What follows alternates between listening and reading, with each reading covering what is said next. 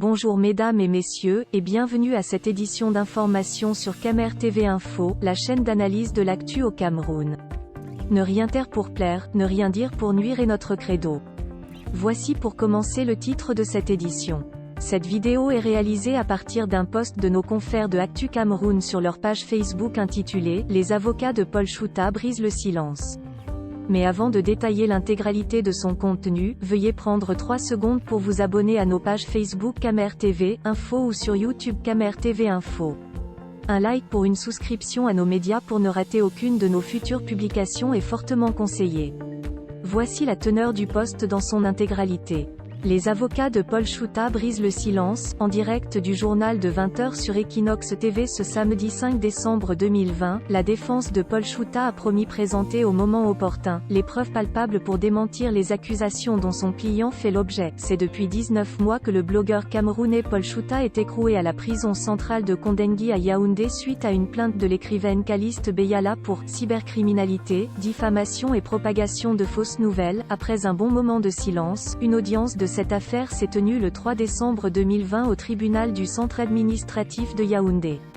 Audience tenue en l'absence de la partie défense qui a cependant eu vent du compte rendu. Nous n'étions pas là mais le tribunal a tenu les débats malgré l'absence des conseils, malgré la sensibilité de l'affaire.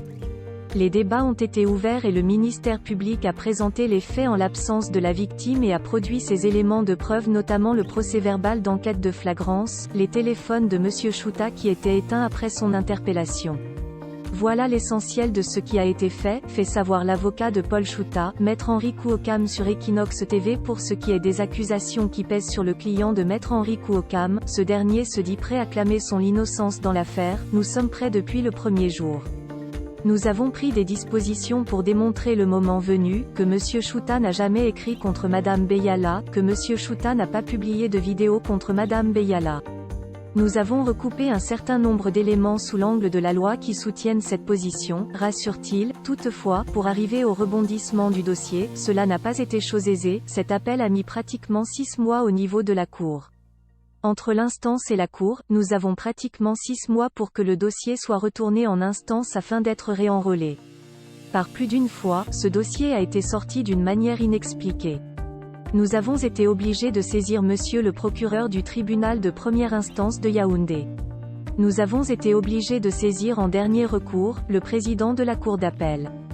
Parce que nous estimions que de manière logique, rien ne peut expliquer que le dossier soit sorti du rôle, sans qu'aucune des parties n'ait déposé un acte quelconque, explique l'avocat. Plainte, retirée. Pourtant, l'on se souvient que dans le cadre du programme, Cameroun Feeling, du 14 septembre 2020 à la CRTV Télé, Caliste Beyala précisait que Paul Chouta était poursuivi pour des faits de cybercriminalité, et non de diffamation, pour ensuite laisser entendre qu'il n'était plus maintenu en prison à cause d'elle.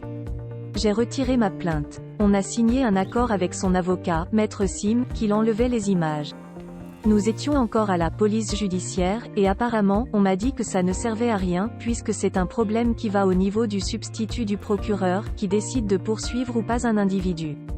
Apparemment, il y avait d'autres plaintes. Je ne peux absolument rien faire, avait-elle signifié. Veuillez prendre 3 secondes pour liker la vidéo et la partager.